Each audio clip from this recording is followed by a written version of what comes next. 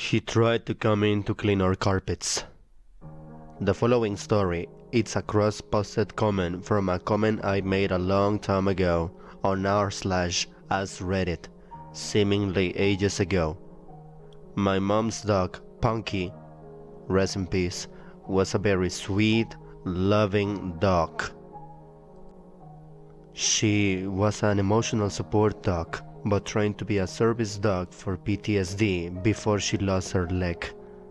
I had never seen her get aggressive with anyone in the entire 12 years that she lived. She never growled or nipped at anyone, and she had no sense of smell. So, she loved all animals and people. A real gentle giant among our little terriers at 60 pounds. And for the people wondering, that's equals to 27.21 kilograms. And what I'm getting at here was that her barking at something and being aggressive was so wildly uncharacteristic that I only saw it once. With that being said, I must clarify that I am a female, and I had two siblings, one male and one female. And this story happened when I was 11 and my siblings were 6 and 2 respectively. I was at home with my siblings. My then stepdad is at work, and my mom ran up to the gas station to grab a pack of cigarettes. And it was only a mile or two away from us. For reference, we live in a 2-bedroom trailer in the middle of the woods, on a dead-end road at the time, and you had to really make an effort to get down our road, find our house, navigate down our rickety driveway, and find the door. I'm sitting at the computer, having a grand time watching YouTube videos when all of a sudden, all of our dogs, about 2 Boston Terriers and 1 Chihuahua, perk up, bark a few times and start investigating down the hall. My siblings were napping in the bedroom at the end of the hall at the time, so I figured that they stir and scare the dogs. But then Punky sits up suddenly, stands up on the couch, and puffs her chest out. Her ears are perked up, her fur standing on end, her tail straight up, and then she barks. Super loudly. I mean, the bark booms through the living room and echoes around, and all of a sudden she lunges off the couch and goes tearing down the hallway. I'm already on edge because I don't think I've ever heard her bark. Ever. She's a Basenji mix, so her bark is more of a baying sound, but this was a big, loud, alert bark. I stand up and I go to look down the hallway, ready to fight off what I'm assuming is a shadow monster in the hallway, based on how the dogs are acting. But then I hear it. We didn't get visitors because of how weird our house was location-wise, so my 11-year-old mind had no clue what to do here. The only people who showed up here were family, and they didn't knock, so I slowly walked towards the door.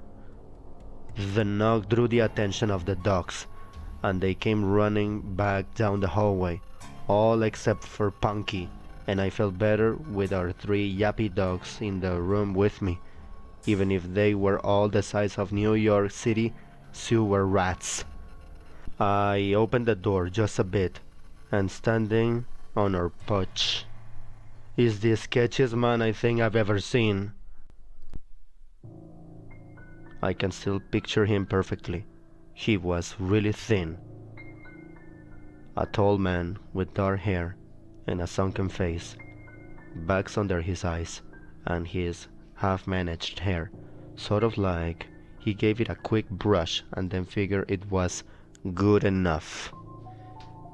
Everything about him seemed just a little bit too thin, a little too shallow, and his clothes were all off too. They were nice, but fake nice. You know what I mean?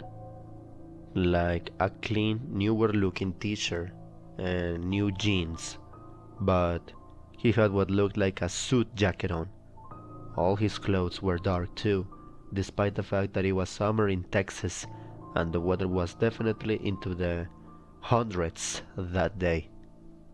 He also had this plain unlabeled bottle in his hand.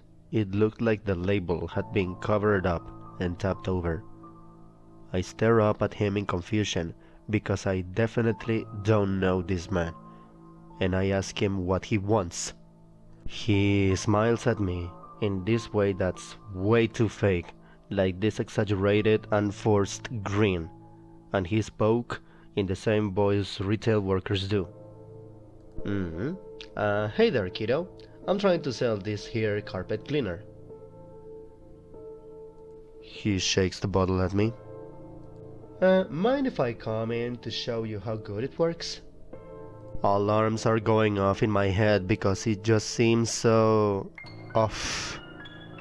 Looking back with an adult perspective, the fact that he didn't ask if my parents were home is unnerving because he probably knew they weren't, and that's why he was here in the first place. I should have just told him to get off our property, that I would have to get my mom, something except that I didn't say. Something except what I did say, but I didn't. Instead, I just shook my head and said, no, we don't have carpet. Oh, well, it works on other things. And he took a big step towards the door and shook the bottle at me. I start to freak out and think to close the door, but the thing is, our front door didn't even lock. Small town, hard to access home. We never needed a lock. So that's basically useless. I'm sure there's something very wrong about to happen, and I'm terrified as I think about what to do in the few seconds I think I have before it does happen, when all of a sudden I hear it. Punky had crept up from the hallway, lower towards the ground, with her teeth bared and snarling like she was feral. She had slobber just dripping from her mouth. Her ears were down, and she was ready to pounce.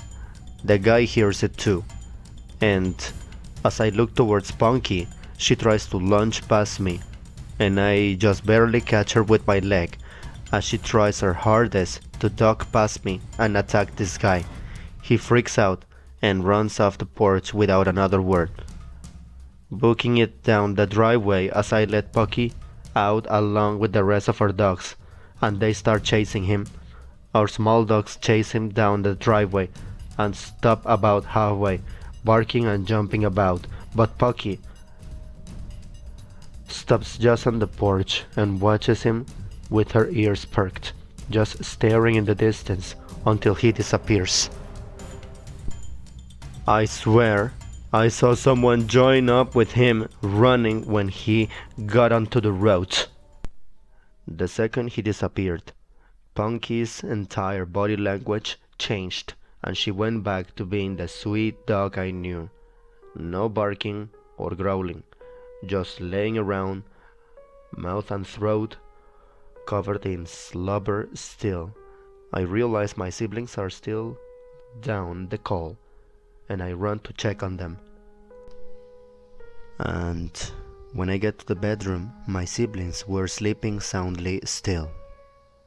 But the bedroom window was wide open, the curtains pushed all to one side, and the items on the dresser in front of the window all shoved around. Someone had tried to climb through the window.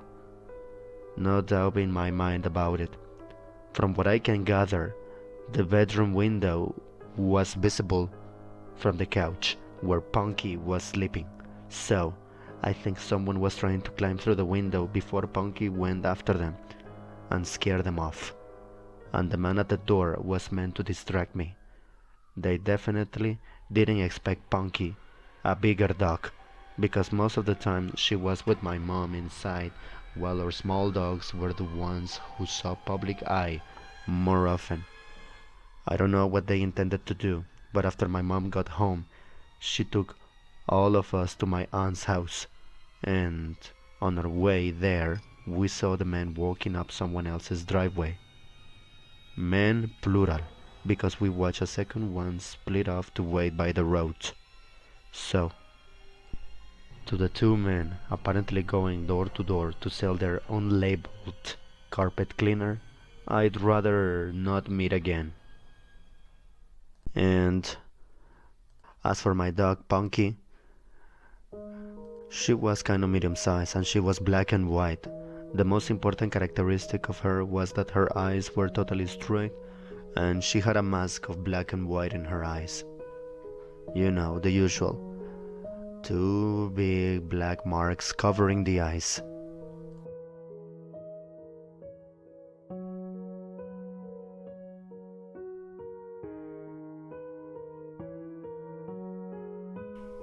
In fact, so that you can have an idea of what Punky looks like, here's a real photo of her licking a lollipop without a single care in the world.